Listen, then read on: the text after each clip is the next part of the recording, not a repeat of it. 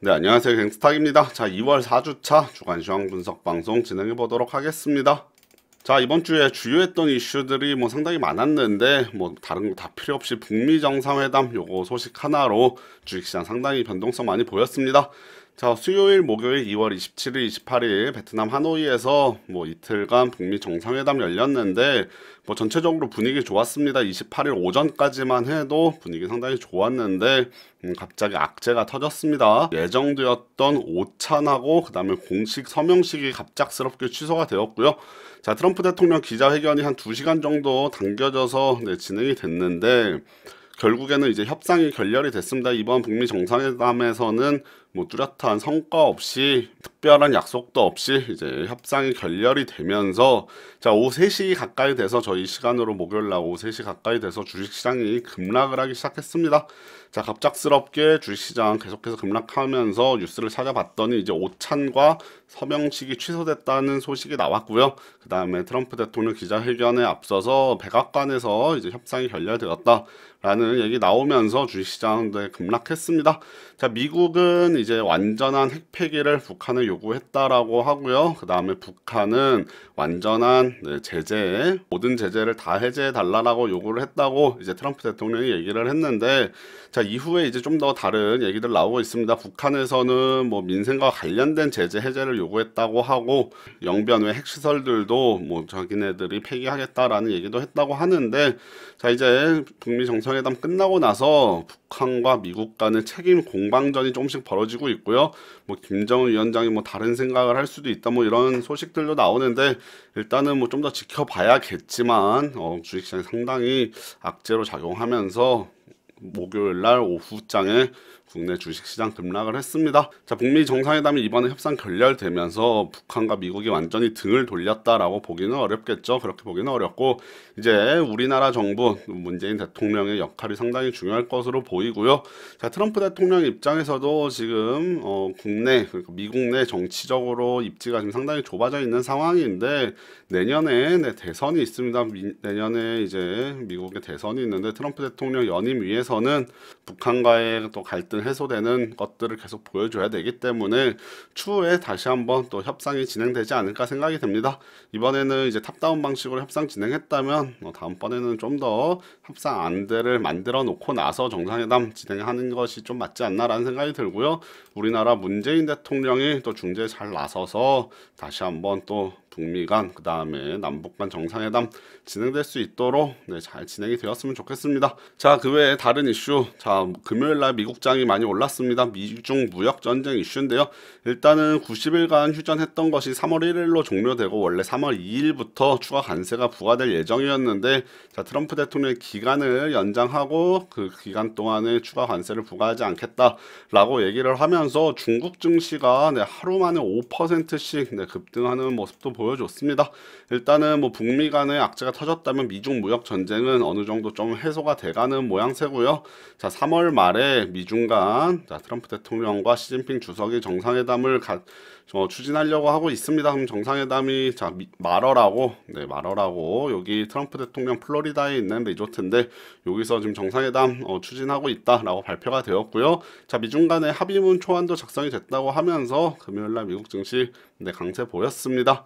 하지만 미국 소비 지표가 또 부진하다는 얘기 나오면서 유가 급락하고 미국 내 경기도 좀 둔화되는 모습 지금 보여주고 있어서 글로벌 경제 환경이 그렇게 좋다라고 보기는 어렵겠죠. 이제 브렉시트도 3월 달에 또 한 차례에서 이슈가 될 텐데 글로벌리 해서 지금 좀 불안불안한 이슈들 많이 있습니다. 자, 한국은행 금융통화위원회 열렸습니다. 2월 28일 열렸는데 예상했던 대로 기준금리 동결되었고요. 자, 자유한국당 전당대회 27일 날 있었죠. 자, 황교안 전 총리가 자유한국당 당대표에 선임되었습니다. 자, 원달러 환율은 이번 주에 1110원대까지 내려갔다가 목요일 날 북미 정상회담 결렬되면서 협상 결렬되면서 원달러 환율 많이 오르면서 1124원대로 올라왔고요. 자, 반등하던 국제유가 미 소비지표 부진 요 소식에 또 하락하면서 WTI 기준 55달러 수준대로 지금 내려와 있습니다. 자, 이번 주 주식시장 움직임 보면은 움직임이 전반적으로 네, 증시 상황이 나쁘진 않았었습니다. 월화 수요일에서 뭐 목요일까지 해서 뭐 일단은 약간 상승하는 추세 정도, 네, 전고점 돌파 네, 하고요. 저항선 돌파하는 시도하고 있었는데 목요일 날 막판에 악재 터지면서 급락했죠. 자, 코스피 코스닥 급락하면서 이번 주 양시장 1.5% 네, 1.5% 이상 1.6%대 정도 네, 하락했고요. 뭐 하락할 수 있던 구간으로 보였었는데 악재 터지면서 좀 빠르게 밀려나는 모습 보여줬습니다. 자, 앞서 말씀드렸다시피 남북 경협주들 네, 급락했고요. 순식간에 뭐 20%씩 밀려나는 모습 보였고 반면에 방산 대표주라고 할 수 있는 빅텍 같은 경우는 네, 소식과 함께 또 급등했다 변동성 상당히 많이 보여줬고요. 자, 금요일장은 3일절로 인해서 국내 증시는 휴장하였습니다. 다음 주식시장 차트 한번 간단히 보도록 할게요. 자, 코스피 차트 한번 보도록 하겠습니다. 자, 맨날 하던 대로 네, 여기 선 하나 그어 놓고요. 자, 지금 요 자리가 자, 여기 갭으로 밀려났던 전 저점 자, 지지선으로 작용했던 자리였는데 그리고 나서 이제 깨진 지지는 저항으로 작용하겠죠. 지금 요 라인인데 계속해서 돌파 시도하다가 뭐 살짝 올라가기도 했었는데 결국에 이번에 좀 올라가나 싶었는데 목요일날 네, 급락했습니다. 목요일날 여기 지금 보시면은 하루 만에 1.7% 정도 급락했는데 자, 분봉으로 보면 상당히 좀 잔인하게 떨어졌습니다. 자, 이렇게 쭉 횡보하다가 막판에 급락하는 모습 네, 2시 30분 정도 우리나라 시간은 2시 30분부터 네, 급락 시작했고요. 자, 코스닥도 마찬가지죠. 쭉 빠졌다가 여기 보시면 또 일부 반등을 엄청 세게 했다가 막판에 다시 다 밀려나는 변동성이 어마어마한 구간 나왔습니다. 특히 코스닥 같은 경우는 계속해서 지금 우상향하고 있었죠. 자, 주요 저항선 코스피와 마찬가지로 지금 요 저항선이 지금 살짝 뚫고 올라가나 싶었는데 결국에 마지막에 쭉 밀려났습니다. 그동안 우상향 하던 것 뭐 한 2주치 그동안 2주 동안 올려놨던 것 한 방에 밀어내면서 730대 내려왔습니다. 750선 넘어서 안착하느냐가 상당히 중요했는데 북미 정상회담 뭐 오찬 등 취소 소식과 함께 협상 결렬되면서 밀려났고요. 자, 다음 주 월요일도 변동성이 상당히 크게 나겠죠. 일단은 저희 장 막판까지 밀렸기 때문에 자, 월요일 날 좀 더 뭐 변동성 나올 수 있습니다. 미국 증시가 오르고 또 미중 간 무역 협상이 잘 진행되고 있는 것은 호재라고 할 수 있겠으나 자, 북한과의 남북 경협 등이 또 다시 한번 좀 밀려나겠죠. 자, 주가 남북 경협주들 한번 보면은 자, 최근에 흐름이 상당히 양호했던 아난티 있습니다. 아난티 같은 경우는 이게 금강산 관광과 관련된 주식인데 자, 금강산 관광이 가장 먼저 재개될 수 있다는 소식과 함께 계속해서 급등세 보이다가 자, 6,000원대, 7,000원대에서 네, 3만원대까지 약 2달 만에 한 5배 정도 올라갔는데 지금 요날 25% 밀려났고요. 자, 시간 외에서 한가까지 들어간 거 보니까 월요일 날도 상당히 많이 밀릴 것으로 보입니다. 자, 그 외에도 뭐 좋은 사람들 네, 좋은 사람들 같은 경우는 개성공단 대장주라고 할 수 있겠죠. 25% 마찬가지로 밀려났고요. 자, 그 다음에 뭐 제형솔로텍 18%, JST나 뭐 16%. 자, 이런 식으로 지금 주식들 상당히 많이 밀려났습니다. 인디에프도 16%뭐 일단 남북 경협주들 뿐만 아니고 그 외에 전체적으로 주시장이 다 밀려났습니다. 일단 악재 터지고 네, 투매가 나오면서 시장이 엄청나게 밀려나는 모습 보여줬는데 일단 월요일날 좀 지켜봐야겠습니다. 하루 이틀 정도는 뭐 밀리더라도 아니면 혹시 반등이 나오더라도 상당히 큰 변동성 장세가 나올 가능성이 큽니다.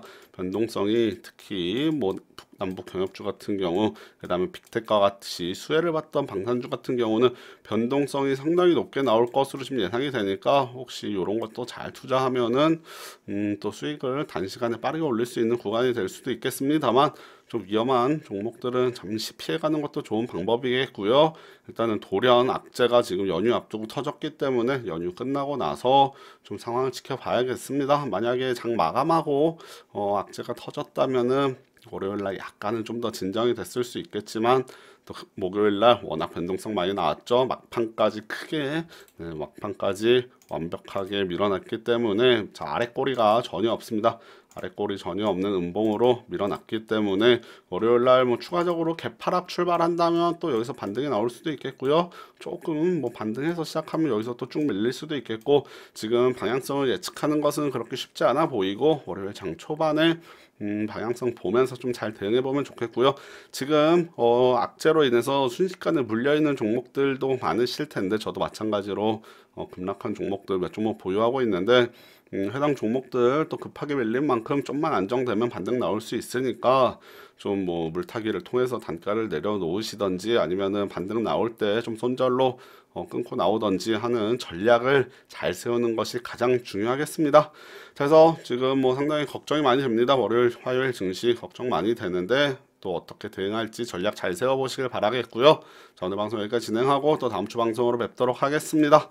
네, 감사합니다.